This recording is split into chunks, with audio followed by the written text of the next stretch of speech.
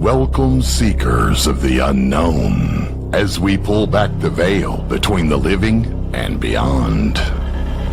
Unraveling questions that plague our minds, and oftentimes presenting the evidence that may prove them true. Let us take you on a journey where paranormal becomes normal, and where what is right behind you just might be echoes of the afterlife or something more. But fair warning, once you step into the supernatural with us, you might just stay haunted.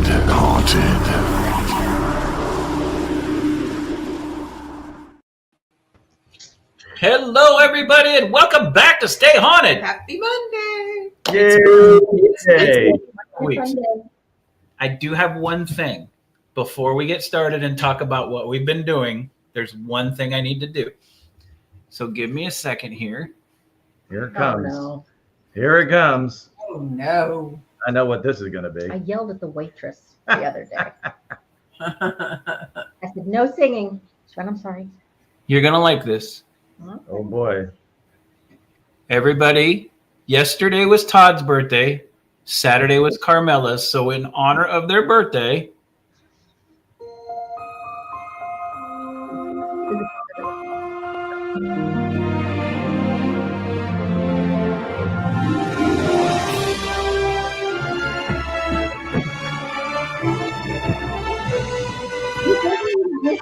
I'm taking you to Disney. Chris is taking an order. What?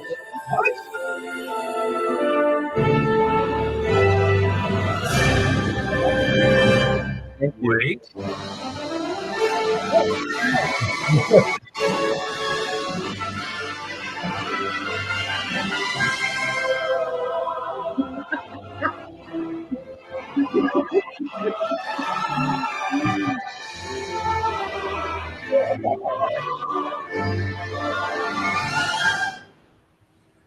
Oh, Thank are you taking you. us to Disney? Oh, Birthday. does the Disney trip come with that? Does a Disney trip come with that? None of that. Hey, I got a Disney happy birthday. You're right. I'm very thankful. Thank you. Thank you very much. We are most appreciative. And we're the same age. And we're the same age now. You know, I always gloat for, 24 hours because I'm old. she's 12 hours older than me. But really, it's 24. But I get to gloat for a day because I was 51. He was 52. I mean, 25. Really? No. Yeah. 29. That was a punch right there that you could have gotten. I think I may be getting hit underneath the table later. Hit on or kicked? There's a big difference. There's a huge difference. Yes. And hit. So He's changing the subject. how was your weekend? Quick change of subject. Well, this last weekend, we didn't do much. We went to the Toledo Zoo, which we finally got to go through the zoo without the rain killing us. That was yesterday. Yeah, that was yesterday. Right. Saturday, we went antiquing. Yep. We like going through and seeing what we can pick up in some of the antique stores. This one wasn't too bad. Couple spots. There was a booth that had an old, those old flip photo albums, but they have they're hard. They're like this. Right. But Yeah. the hard pages with just one picture each. We were in that one, and Audra picked one of those up, started flipping through it. The minute she flipped through it, I went crooked, and I'm like, nope, put it down, I'm out. And then there was another display by an embalmer, taxidermist embalmer, that just made you sick to your stomach. Yeah, I'm like, nope. I gotta go. Hello, everybody in the We chat. talked about the weekend prior. What did you guys do last weekend? Well, so this weekend, as in Saturday evening, Yeah. we made a trip with Frankie. We participate and collaborate with the Parasite Project. Frankie Adeo, Anthony Trimansicle, and a bunch of other people. From a lot of supporters of the My Haunted Minor project in Columbia, PA. So we went to Obsequian Lighthouse, and we had a great time. Climbed 230 some steps. I did personally twice.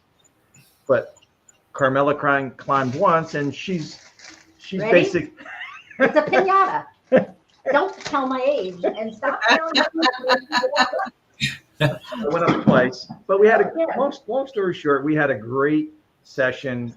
We got yelled at, me, Frankie, Anthony, and Carmela. We got screamed at to get out of the top of the lighthouse, probably by the lighthouse or innkeeper. Yeah. And he was pretty much pissed. Like, he screamed. There's a funny, Anthony or Frankie put it out today. It's like a 12-second clip. Anthony went up solo, and he's like, using the DR60, he's like, hey, can, if you got a message, I'm back one more time, give me a message. You hear like 6 or 7 seconds of just a guy screaming at him. Wow. And then, in the moment, he's not hearing it just on the the DR60 on replay. And it's funny because at the end, you hear, after the scream, Anthony's like, okay, thank you, I appreciate that. So I'm like I had no idea. But he had no idea. I'm like, Anthony, perfect. I'm getting that. I need you to send that to me because I'm going to use that as a voicemail kind of record, greeting for my. I was trying to find our wedding album because that's our wedding album. One picture, like a big thick picture, and then you turn, but I don't know where the wedding album is. Maybe down. Oh no, this one was probably from the 20s, 30s. It was old. The same concept kind of a thing. Yes, same concept. Yeah. Oh, cool. But I can't find it. And then the weekend before that, we were all at the Gettysburg. So we were at the Gettysburg Battlefield Bash. That was so much fun. And we got It was a blast. Yeah. We got to see we got to see you two. Matter of fact, we were five doors down the hall on the same hotel floor. Very awesome. It was very awesome. short. It was time well spent. Got to see plenty of people that we haven't seen in a while, which is fantastic. Ron and Lourdes and quite a few others. Our family. And no, guys, we didn't do a whole lot of. We didn't do paranormal stuff because it's basically a Paracon stuff, but not investigation. But we got to talk to a lot of people. We got to see Johnny Zaffis, Dave Schrader, Taryn Kerper, who's going to be on the show here soon. Got to see quite a few people. So it was fun. And we made a lot of new connections. We met a couple of people. Somebody, Micah who's going to be later on in the show, down in Georgia, I believe, right? Yeah, and then Tim and Kate. Yeah, sure. So, upcoming guests. I remember the faces and where they're from. You remember their names. But yeah, so everybody pay attention. We're booked all the way through September, so we've got some really good guests coming. So, and which leads us to speaking of good guests, really good guests. Yeah, really good guests, guys. Tonight we have Nicholas McGirr, or Nick. He's the lead investigator, owner, and manager of Stories in the Cemetery in Charleston, South Carolina. Nicholas McGirr Nick has been working in the paranormal field actively for 15 years, researching the afterlife for over 25. As the owner of Stories in the Cemetery, Nick provides the ghost hunting experience in Charleston, where guests use Nick's paranormal toolkit and collect evidence. After the experience is over, a full report of findings and all the recorded media is provided back to the guest with an SIT score to know what the haunting level of the investigation. With an education in English and writing, Nick has published functional titles and themes of the afterlife and nonfiction titles as workbooks in the newly published Paranormal Investigator's Almanac, which Todd has. Everybody can get that.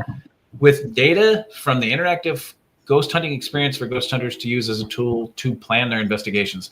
Stories in the Cemetery is also a podcast hosted by Nick and his co-host Joshua Amon from the Paranormal Research. And together, Nick and Josh dive into much deeper questions of the paranormal versus reciting their ghost stories. Guys, everybody say hello to Nick. Hello to Nick. Hey, Nick. Hello to Nick. Hi, Nick. Oh, that includes me?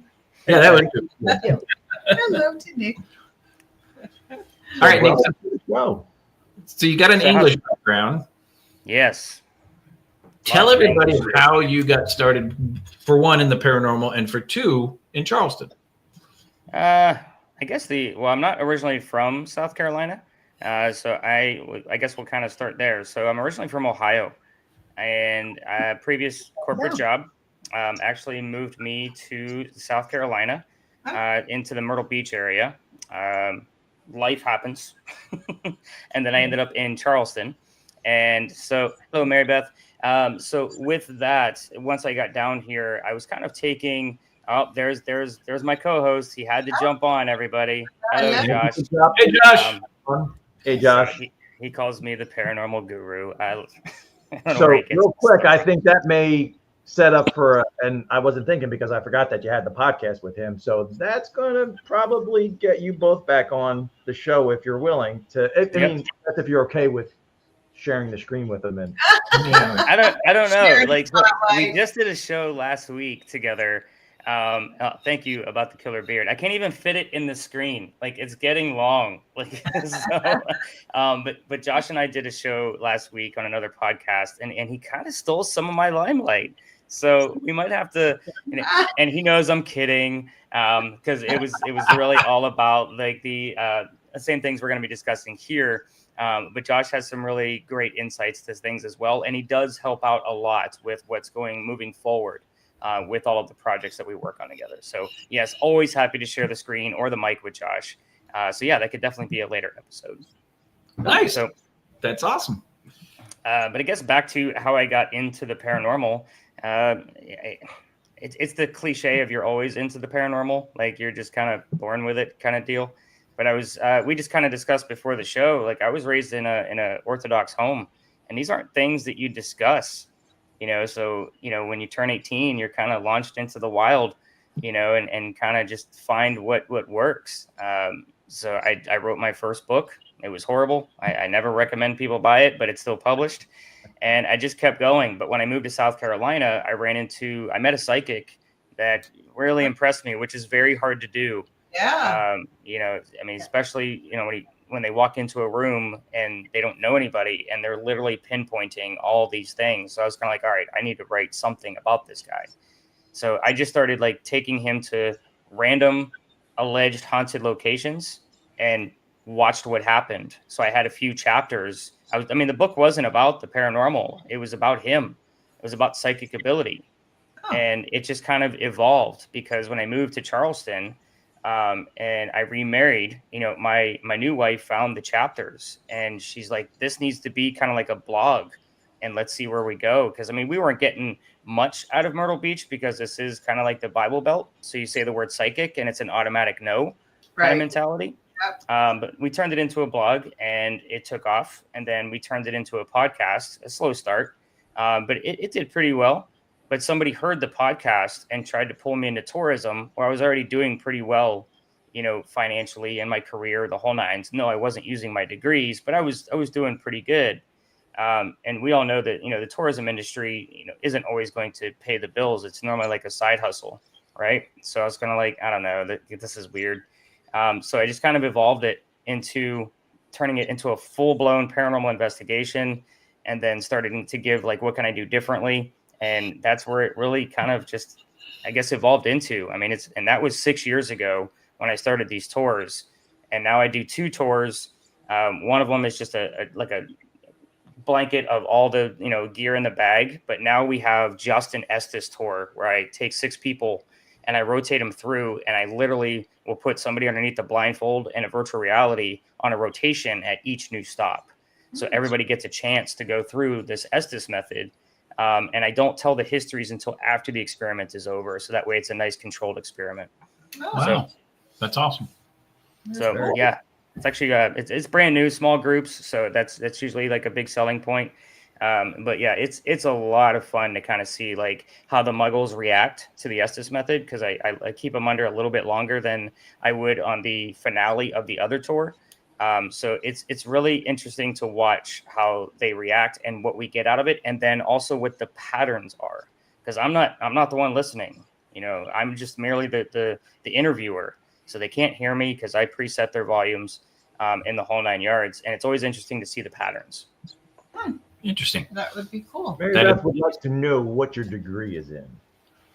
So I have 2 bachelor degrees, one in English, one in journalism. And then I have a master's degree in creative writing. That's awesome. That is awesome. That's a lot of dedication right there. A lot of words. A lot Yeah, that is a lot of words. A lot of writing. So just a quick little insight to everybody in the chat. So how we came across Nick and Stories in the Cemetery, TikTok, I started, I just created an account for R222 Paranormal, and just to put stuff out there to share with people, just to get feedback. And it's amazing, like, we're not there for the clicks and the likes and stuff like that. I want honest feedback, just like you do, Nick, as far as, it's more about the research. And I came across, probably it's been over a year now that I've been following you on Stories in the Cemetery. Yeah, you guys have been following me for a while. We did not have the we weren't doing the podcast. We were just, like I said, new into the investigation aspect, but always had an inkling of wanting to do paranormal stuff. And then that's, just watching your TikTok feeds and your little posts and stuff like that. And then once we started this, I was like, yeah, we got to get him on, because what you're doing from a research aspect makes sense. You're doing over, what is it, like 200 investigations a year. And you're doing, what you're doing is you're including the investigators. A lot of times they'll bring their own equipment or whatever, but you're like taking the equipment and then you're giving them the files. Who froze? Did I freeze? Was that me? No. Okay, we're good. Oh. No, I'm trying to figure out where the feedback's coming from. Gotcha. You might be hearing Lacey. Oh, it might be Lacey moaning. Our little puppy dog is over here. Is that? No, it's almost like a fan running. Yeah, okay. Oh, well, she's moaning and she's Yeah. next to me. She wants. Yeah, I hear your dog. Yeah. She wants Lacey- Robbie. Robbie's outside. Yeah. But yeah, so you post, a lot of the content that you have posted is thought-provoking, and it's unique that you're trying to get people the feedback involving, it's just not, we're going to do this tour. You're providing them with the files and the footage to kind of have them go back and be the analyze the information and see if they can find, EVPs or, visual anomalies, things of that nature. So it's pretty cool what you're doing, in my opinion. Yeah, the report that they get afterwards. So I immediately come back to the office after the tour, and they have a link in their phone because it's kind of preset by month. So I give them this QR code to scan, and they have the link. So when they wake up, they have access to the report, and the report has anywhere, depending on how many people were in the group that night, it'll have anywhere between 8 to 15 hours worth of media. And I spot check it for about 2 to maybe 2.5 hours. And that includes any video, audio, any word generators. And I piece the puzzles together and leave them like little links in there. So that way they can finish off the rest of the research, because I already have everything kind of saved by tab. So if there's something new in there, that's when I get excited, because like, oh, I don't know who Tony is. We should have been looking for John, so I'll dive into the address, the location, or wherever we're at, and see if there's a Tony tied to that location. I'm like, and I'll put in like big bold letters, this is new, thank you. And then I'll kind of give them the gist of the research and kind of give them those breadcrumb links. So that way, I've had people literally text me, email me 6 months to a year later and say, hey, can you look at this? We found this in our data. And I have the archives. I could just go straight to it. And I'll either prove it or debunk it for them within 24 hours. That's kind of, my promise back to them. That's fantastic, because this isn't so. You think about like Charleston being known for its haunts, right? And people go there and they do. I'm going to try and say this as politically correct as I can. They do the standard tours, right? Right. And 9 times out of 10, I'll give you an example. We did a haunted tour in Wilmington, North Carolina. We used to live in North Carolina. So we did a tour in Wilmington, North Carolina, and us being, if you can call it that, us being serious paranormal researchers, we wanted spot locations. Hey, can we investigate at a later time? And it turned out to be a drunk fest. We paid $150 a piece for this damn. And we said, screw this, we're done. Halfway through the tour, I walked off. I'm like, this is dumb. This is retarded. All it was basically us following a guy around to these locations, him telling us supposedly about the haunts, and both of us being sensitive, going, this place is just a fucking bar. Well, everywhere we went, we had to pay for a drink. Everywhere he went, he did not. So basically what I'm trying to get down to is like, for example, we did the tour bus in Key West, where they drive by the locations, tell you about the haunts, right? They talk about Robert the Doll, of course. Gave us Of course. But at least they gave us history in Key West. But what you're doing is you're giving somebody an authentic investigation experience as an investigator doing the research, and then you're backing it up with data files, which is fantastic. We did something similar. We used to control the Copper Canyon Paranormal Research Center, which was the old Ajo hospital in Ajo, Arizona, where we would bring people in that had never done an investigation before. We would walk them through, give them a tour of the hospital, do about a half hour worth of investigating with them, and then hand them equipment. And then I would go back and review the equipment, see if they'd caught anything. Not as deep and as depth as what you're doing, but you don't see that especially in the tourism, especially in Charleston. What you're doing is phenomenal. Do you limit the number of people then, since you kind of go back in right away and start reviewing, and you have a set time frame you want to get that information to them? Do you limit those guests? So we're in Charleston. I mean, I still follow all the tourism laws. Like, I don't even like to call this a tour. Like, that's a problem for me, because it labels me as basically what you guys just described: a pub crawl, a history tour, a ghost tour. You know what I mean? Here's a creepy building, a creepy story, you move on. But I don't time the investigations that I do. They're about 2.5 hours average. Okay. But I don't go to the maximum of 20 people. I only go to 10 people, and that's my max for the regular, Sunday or Monday through Saturday tour. So that's up to 10 people, and I have everybody's name memorized by the time we leave. Like, we're done training.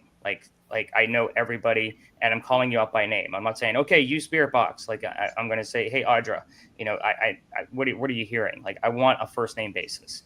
It makes it more intimate. And it's, having the years of customer service behind me on top of it. Like, I also text my guests every single morning before their tour and let them know where they can park. And I have them send me an emoji ghost to let me know that they got it. Like, I'm a real person. I'm not a bot. All of those things come into play, and this is how we talk all night long. Like, it was a dark, and I know my voice is gravelly today because I like my voice. Once upon a time. Dark and stormy night. Humidity.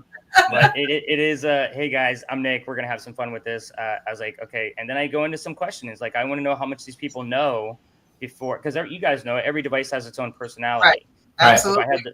If I have the dragged husband, if I have the Frady cat, if I got grandma, if I got great-great-grandma, you know what I mean? I need to know, like, who's really into this. And by the way, if you ever meet a great-great-grandma, that's the person you want to talk to. That's right. Got some fucking stories. Yeah. That's right. Put that out there. She is the least of all your skeptics. Like, she should be the paranormal investigator. But everybody, like, all of the devices have a personality. There's easy stuff. There's a little bit more tech stuff. There's stuff for skeptics. Like, I want them to see that high-tech FLIR. You know what I mean? Like, I hand them the right things to make sure, and then they can swap stuff out if they want. With, because if I brought extra stuff or there's 10 people in the group, I encourage them, like, move shit around with whoever you came with. Everything gets sanitized, so your family's germs are your family's germs. Right. Spread that around. So I try to make sure it's well balanced. There's not 4 cameras in one party. You know what I mean? It's their cameras are spread out among the different parties, so forth and so on. That way, everybody gets to kind of like intertwine different things. But yeah, I appreciate the compliments on this. I wish the entire tourism industry and tourists that come to Charleston, like, actually, instead of looking at price tags, actually see what they're getting for their cash. Versus, and I can't have that claim that I'm the only tour in town that has equipment anymore, because there's somebody else that moved in and said they're the only people that have equipment, and their equipment, I'm just not going to go there, but you guys get the point. The caliber is not met. I've been doing this a long time. I love doing it, and this is all I do. Like, these people can text me at 3:00 in the morning with a question, and more than likely I'm going to get back to them pretty quickly. Wow. That's fantastic. That's so cool. Good for you. That's awesome. Customer service, but what I think, collaboration within the field, just being, trying to get the feedback from those that are attending, that are curious about, after this, why we're investigating, why do we get these experiences, Right. Well, and the authenticity of the investigation is what really is getting me. Is you don't have that typical tourism stuff, right? And people go out and they actually get to, and that's what we weren't as intense as you were, but we held pride in what we did, because it wasn't, hey, we're going to show you like they do on Ghost Adventures, right? And we're going to make some noise, make you feel like you're having an experience. There were tours we didn't have anything. Right. They caught EVPs, right? So they caught evidence, but while they were there, I didn't feel nothing. I didn't hear anything. And then when I'd send them something later and go, well, you weren't listening close enough, or you weren't paying attention, you were talking too much, but look, somebody else is talking with you. But the authenticity alone is, I think, is phenomenal, especially for people like us. We want to go down. We love Charleston. We've been there before. We wish we'd have known that. He was there when we were there. Yeah. We would have met long before now if we'd have known that you were there and that was the type of tour that you did. Because when we were there, I'm like, I'm not doing a tour in Charleston. Yeah, we don't need another pub crawl. Right. So the honesty that comes out of this, and I think that kind of, leads us right into the SITC scoring system. That kind of all stemmed from people asking me at the end of the night, or like I had the skeptics like you would say, oh, nothing happened. But a lot of times people were asking me like, how haunted was this? Is this what you normally see? And I didn't have an answer. So I came up with a way to put the weights and measures to the different types of activity that we actually do see, and kind of evolved it. I analyzed a shit ton of TV shows of all the, locations, and then started pitting it against the tours. And now, before we even part ways, before I even look at their report, I can tell them like, hey, this was a light night. I might find a whole lot because you sucked at listening to a spirit box tonight. And they're okay with that. Like, they laugh and they're like, hey, it was a good time, but at the same time, they appreciate the honesty at the end of the night, because I'm not making mountains out of molehills. I'm not here for the likes, and whatnot. I want you to see like how this actually works, and if you're truly just watching Sam and Colby because you're a teenage girl, I'm here to show you like it's not a. Sorry, did I say that out loud? I did. Wow, that one just rolled right off the tongue, didn't it? But I kind of make jokes like that. Like, guys, I'm not a YouTuber.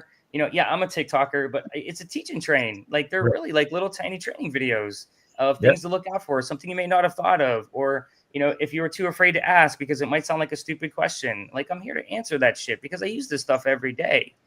Sorry, that voice is really cracking. I sound like a little kid at this point. So about the TikToks, and that's what I started. Actually, I really appreciate about those little, so you have two. I know at least two. You may have more that I may have missed, but basically you have pet peeves, right?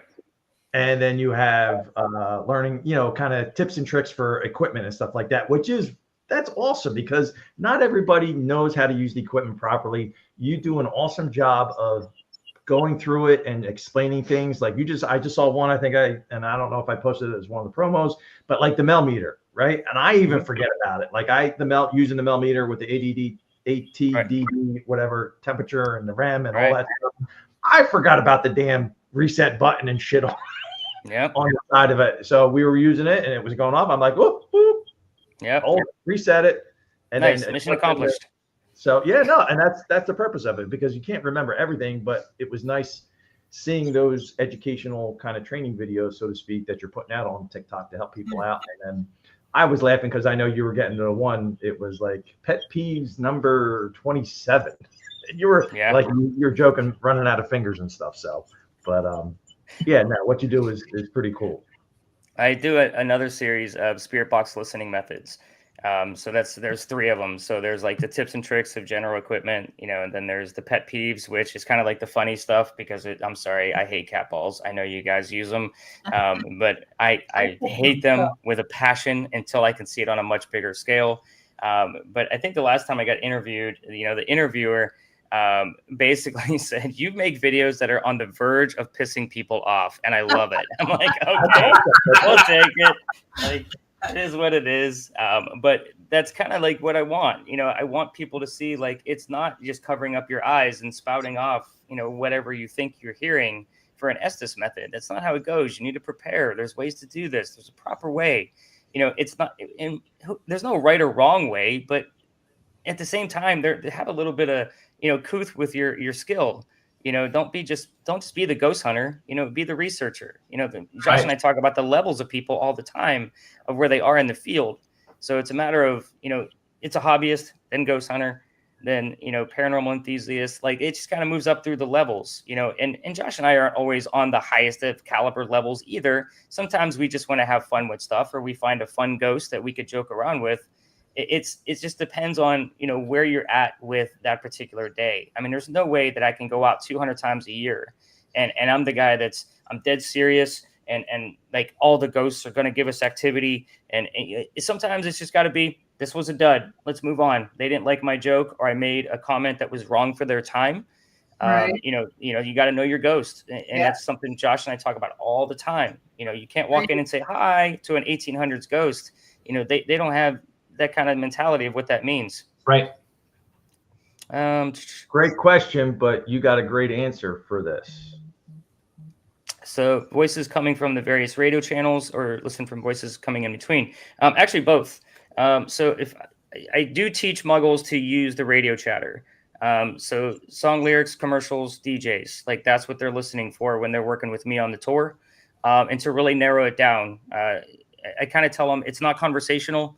It's not a, hey, ghost, how are you? And you hear, I'm great. Thanks for asking. Like, we can't prove that was a ghost. Yeah. So I usually tell them to listen for the 3 N's: names, nouns, and numbers. And that'll really narrow things down. And we're going to get a lot of gobbledygook with that. But it's a 50% chance. And yes, I have percentages. Josh laughs at me all the time about my damn percentages. It's a 50% chance that we could probably tie it to the space itself, because sometimes the space just has that kind of, aura about it. The ghosts we're hunting down are sometimes the ghosts that are following you around, which could be obviously ancestral. But those 3 N's, like, that's huge for me. And that's really how I teach the muggles to, like, focus on it. Not to mention, it gives them a comfortable voice that they're already familiar with. And I think I just lost sound because I use this headset every day. So give me just a second to plug in. But at the same time, it is one of those pieces where I do teach these people how to do this stuff every single day, and found easy ways to get through to everybody. I think one of the videos that the teaching videos that you put out on TikTok, you were talking about, let's talk about app devices with word banks. So I think I don't know if it was with the say Spirit Talker app, for example, or whether it was the word, how you go through the words that come through, or it may have been the Spirit Box. Like you go through and create a list of, I guess, words that are spoken. Maybe it might be through the Spirit Box. That might be the. Sure. So can you talk a little bit about that, as far as how, that thought process to try and rule out words that just might be coming through the radio sweep? And that's what I think it was, the one video that I saw about that you were. When I'm spot checking, the Spirit Box recording, because we do use an S box, the only model that actually records internally. So I spot check it. I keep a notebook with me where I write down what these folks have heard in real time. And that kind of helps me, like, the markers, because we do visit like 5 to 7 locations that aren't timed. I'm like, 12 minutes, we got to go. The ghost is kicking us out. It's like, we got to just wait until things calm down. But when I'm going through it myself, I always listen, in increments of 5. So I'm not biased towards looking for anything specific, especially if it's somebody's long lost loved one from the tour. So it's minute 1, 5, 10, 15. If I don't find anything in that 1 minute increment, I just move on to the next increment. But I'm listening for specifically, those names, nouns, numbers, a weird phrase, like my keys are under the table. Like, you're not going to hear that shit on the radio. So why did we hear it? That's the mentality that I look for. I look for those weird and odd phrases. And, under the table might not mean anything, but somebody's great granddad might have been a key maker. And then we have his name later on. You know what I mean? It might just be that one key word, but we got the weird phrase out of it. Right. But when I do, to answer, I think it was Mary Beth's question. That was her name, I believe. I do use 2 of the S boxes on my own investigations, one fast, one slow. And they record. I put them on mute, throw them in a bag, and I listen to them later. And that's how I kind of like to do that, because it'll record it even when it's all the way down on mute. It's kind of a hands-off type of tool for me, because Spirit Box work is kind of my, I don't want to say expertise, because I don't believe none of us are experts in any of this. But it is one of those because it deals with communication, and that's already in my wheelhouse. I think that's why I love anything with communication, words, even the Envoy device. I love that for the letter usage only. Word generators, I do like them. I prefer one specifically, but I have, talked about other ghost hunting apps in the past. And sorry, I missed part of the conversation, Todd, because my headphone went out. No, you're good. So one of the things that you're talking about, I know you just put out a video, or at least I saw one of the videos. I don't know how recent it was, but developers, you were requesting, hey, put a challenge out to them. Yeah. Create a word bank that, I think you said 50,000 words. 50,000 words. Which I don't think it's asking too much. And honestly, I could probably type up the list. I just need a programmer to do it. And I think it's Ghost Science M3. They actually are working a lot with their SLS camera that they've created. I mean, it's pretty badass. If you guys haven't used that, I've tested it several times.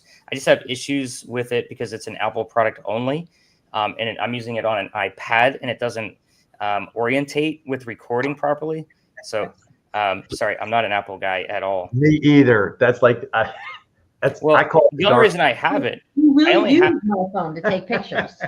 I like it because it flips the wording it's around. Not that you hate Apple. I don't. But the iPad that I do have is only because I wanted the LiDAR system, for the GhostTube SLS app for the tours. So I was kind of forced to buy one after talking to GhostTube and seeing how it actually works. I mean, it'll work on an Android, but the most optimal, results are going to come from an Apple product after a specific year. So I bought one used off of eBay because I didn't want to give Apple my money. Did I say that out loud too? I sure as hell did. But Todd, you and I can high five right now. We'll take that.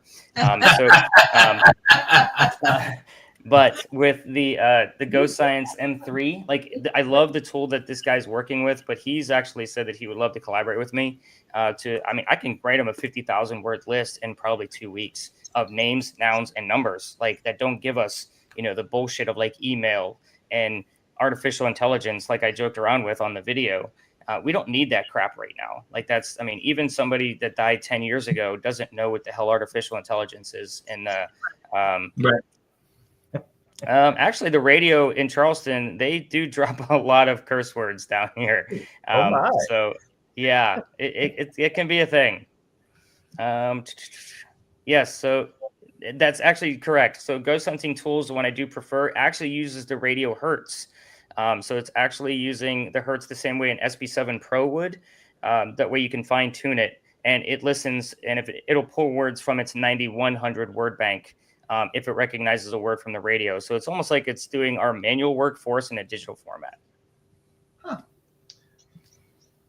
Awesome. So let's go back to the SITC scoring system. How did you cut? Obviously, stores in the cemetery, but right. Was it just natural when you came up with that for naming it, or how did that come about? So you have to remember, I deal with words, and I'm a writer, so I wanted something that was hard to say, and you just proved my point. And I did that on purpose because right now, the focus is the Estes method, and these new ghost hunters that are coming out here and hobbyists, they don't know where it stemmed from. They don't know that it started in Estes, Colorado at the Stanley Hotel. So I wanted something that made sense to stories in the cemetery, but I wanted it to not just be an acronym. I wanted it to be a word. So SITC made a whole lot of sense. Not to mention SITC scoring system is difficult to say. So I wanted it that way on purpose. Awesome. But when I developed it, it was for that whole reason of trying to tell my guests how haunted was this, and then I realized how much data I was collecting. And I was like, I wonder if we could pit this against the moon phases to see if a full moon actually causes more activity. So I did a full year study on that and found that it's very different than what most people would think. So it's really the lower ranges of the moon phases, as we start getting into those crescents, whether it be raining or waxing or a new moon, before we start to see more activity. So it's less UV rays. And it's exactly how I met Josh, my co-host, because his theory is it correlates with mine. He thinks in his theory, I don't want to say he thinks, but his theory is that UV light actually hurts spirits and anything dealing on that realm. So right now I'm currently gauging how much UV is coming off of the moon from that particular night based off of the high UV for the day from the sun and what the percentage of the moon is. He has a calculation that I do every single night for him. I've been doing this for about 2 months so far, and it's still proving true. It's going to be very unique to watch and study when I get like a good 6 months in, but we are going to include that inside the 2026 Almanac. So that's a new field of study. Huh. Wow. It'd be neat to watch for. Excited for that. It's very cool. Well, he takes, so you guys take, especially with your tours and your data system that you're using to score your haunts, and then your specific words that you look for, it's very similar to what we look for with the timing, the relevance, the intelligence, and intent, right? Yep. When you have those 4 things, you're getting an intelligent response. You're not getting just a random response. You've got your timing, you've got your intelligence. Intelligence can range from anything from period to an intelligent response direct to the answer. I mean, it's we don't measure it, but that's what we look for when we're reviewing evidence, which is very similar to what you're doing, which is fantastic. It is awesome. So I've learned to take out anything that would be considered like on a loop, stone tape theory type of location. They're not always active because they're on a loop. So you need like certain times of the year, certain dates, those kind of specifics. And I do this every day. So I actually had one space where it was literally on a loop every 6 to 8 weeks is when we would get that same patterned activity, including EMF readings, the same type of words. And there's not really a whole lot of a story there other than the uniqueness of the location. It's a cobblestone alley. And, most ghost tours go through there to tell the story of the Boo Hag, which, of course, is myth, legend, and lore. And I'm over there telling, like, no, this guy lived here right where we're standing. Like, this is the person, like, we're hoping that's going to come through. But then we saw it's every 6 to 8 weeks. And I saw that pattern. And even 6 to 8 weeks, like, that's a wide window. That is a window. Try to find something. So I literally just took it out. Yeah, pretty much. That's kind of the theory that's going on. So feel free to listen to the podcast, Stories in a Cemetery. Josh will explain it in detail. But as far as, intelligence, I've been using new trigger objects without telling my guests to see if I'm getting the responses from them through spirit boxes when I'm not even with them. So if we spread out in a space, I use a colored flashlight. So I'll, flash the light on my chest and say, hey, can you just go tell little Susie over there what color I just put on my chest? And then little Susie will come over and tell me that she heard the color blue. And I have a voice recorder on my shoulder for them to be able to verify all of that for themselves later on. So I do a lot of trigger stuff like that.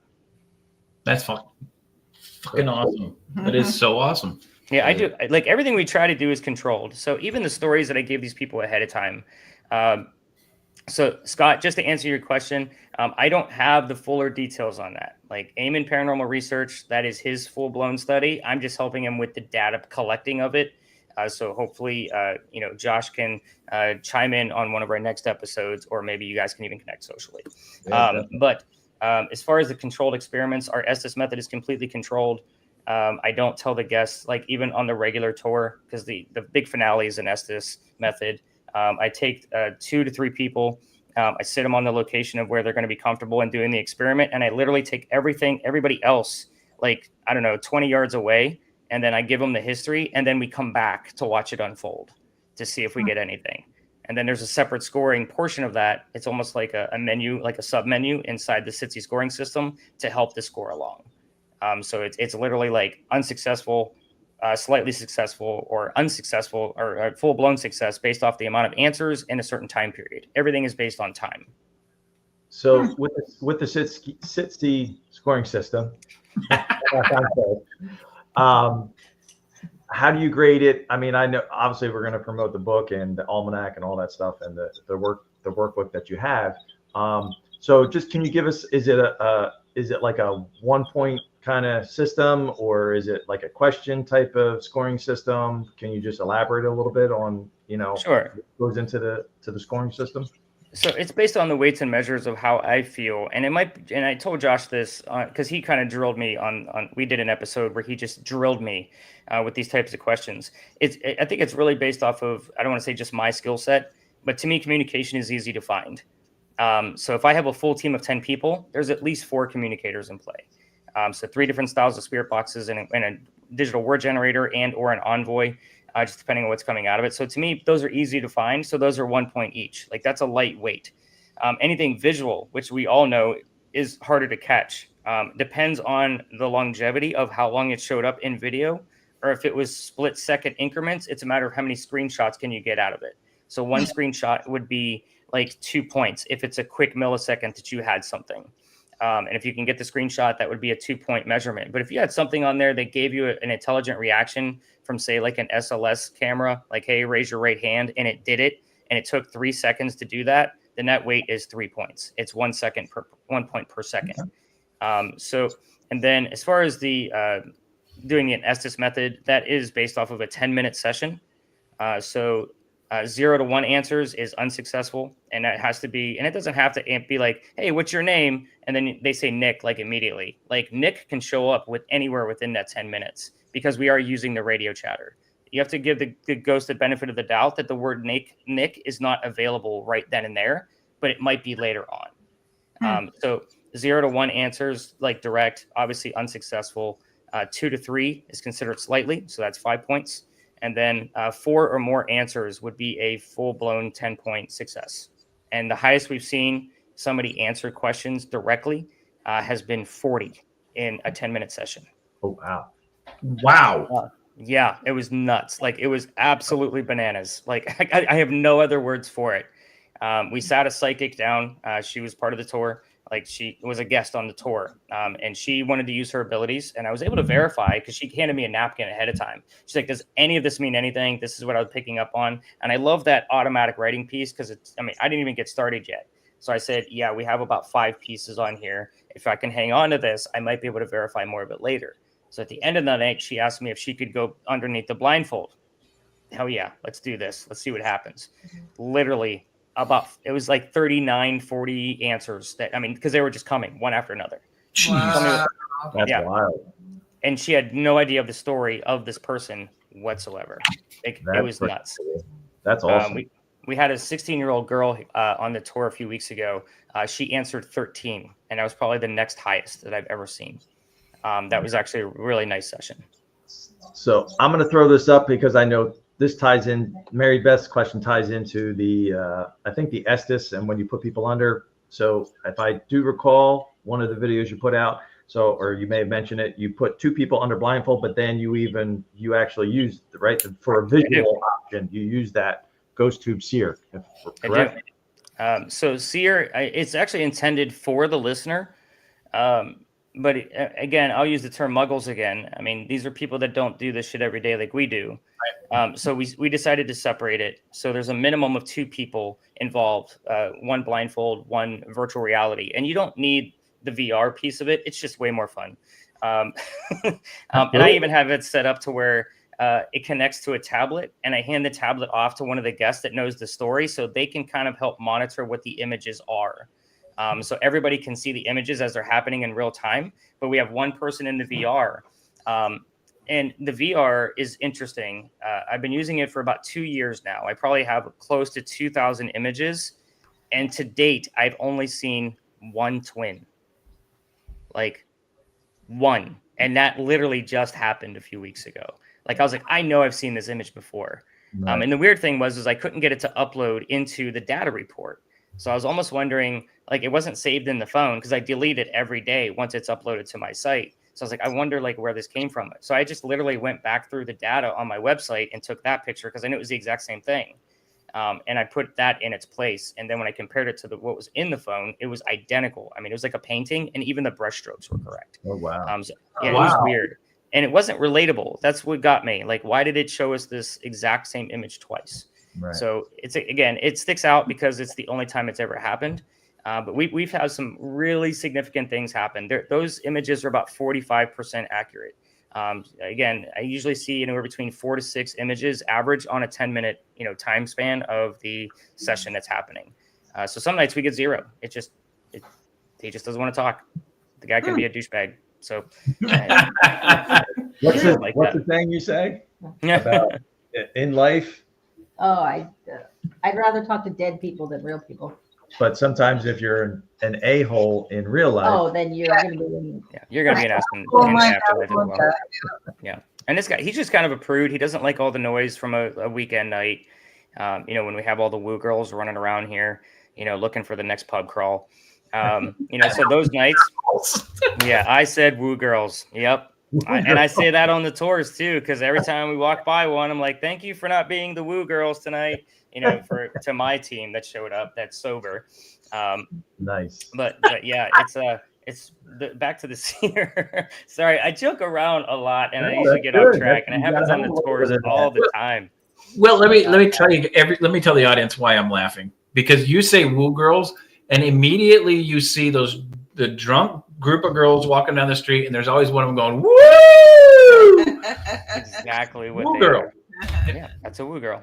Only we don't get one girl that does that. We get the drunken girls in high heels walking on our cobblestone streets that think that's going to be safe, and sometimes it's a woo, like I fell kind of woo. Those are fun too. Oh, welcome to Charleston. there you go. That actually happens quite a bit in Charleston. There's a lot of money in Charleston. Oh yeah. Yeah. All right. That's funny. Woo! And now I got all that stuck in your brain. Make you think of Ric Flair. Woo! That's fantastic. So real fast, I didn't get a chance to go through the Almanac. I'm going to order the workbook. What's your favorite piece of equipment that you or go to during the investigations on a nightly basis, or that may produce the most? So what's your best one, but then what also produces, do you think, the best results? So I never look at anything in face value. So Josh and I think we even mentioned it in the Almanac. Like I have a minimum of 4 pieces that I, require before we even get started. Right. But out of that 4 required, I'm a spirit box person through and through. Like it's all about communication for me. I need the words. I need as many as possible. And I know the percentages based off of each spirit box and what speed it's being played on of how accurate it's going to be. Just because I have that much data collected, and I love to play with numbers so I could see what's actually going to work the best. But with the S box, like I use it because it can record, and it's something I don't have to do in real time. So I can always just throw it in, a bag, my pocket or whatever, and go focus on something else. Because it's not always, going to be a real time moment. Yeah. The bachelorette parties that go on ghost tours. Yeah, it's a requirement to be sober before we start. And if you're not, I go home paid, because this stuff's not cheap, as you guys already know. So I don't deal with anybody that's intoxicated, we'll say, in any way, shape, or form. I'm pretty strict about that, actually. I've pissed off a good many drunken people. I can imagine in Charleston. Yeah. It says it right on their tickets. Like sobriety is required for this event to actually occur. So.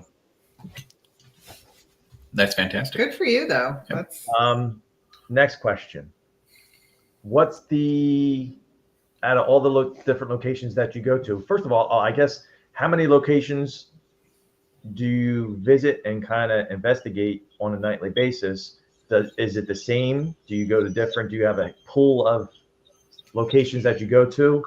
And, out of all of the locations that you visit on a nightly basis, what has produced, in your opinion, or from the research that you've done, produced the best kind of responses, experiences? Understood.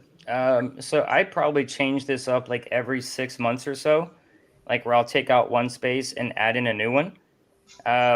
But we will visit anywhere between 5 to 7 locations per night. And that's what I tell my folks at the top, because I kind of let the activity dictate what's going to happen. I have a staple route. But sometimes we might pick up on things across the street or a nearby location, and I used to investigate that, or I know the history of it, or it might be something new where I know, like, oh, that doctor was there. Maybe we're picking up on things from him. I'll literally pick up the team and say, we're going across the street because Joe got this, Susie got that, and we're going to go see what else we can find. Because the story I just told you right now is moot. Like, it's a great story. You got it on the recording. Let's go learn something else, and we just kind of move the party along. So as far as the best location, I do have a staple, one place that will never leave my route again. And that's the Pinckney Mansion site. Out of my 15 years of ghost hunting, I could write a whole book just on what I've learned about the family from investigating that place for 6 years. It's an empty parking lot right now. It's it's sad. It doesn't even exist. Wow. But it's the land that's there that really is a prominent place for, not only just Charleston, but one of the signers of the Constitution was raised there. So, I mean, it's got a lot of American history tied to the place, and we park our SUVs in it. Like, it's just sad. But I could literally write a whole book just on what I've learned from that location. That's where I've gotten my highest EMF readings ever, without explanation. And there's some nights I go in there and I might not get any. Like, this place is outdoors. Cable lines are out of the way, so I shouldn't get anything from cable lines or anything like that. But we've actually watched that thing error out a millimeter, over 200 milligauss. Wow. Yeah. Best like elongated EVPs over a slow sweep recording of a spirit box. That's another beautiful thing I like to point out too, that a lot of people don't realize is with the S box, when you are recording, you can pick up the disembodied voices actually better versus when you're on the fast sweep, because you're at that point like, was that the radio chatter? Was it an actual EVP?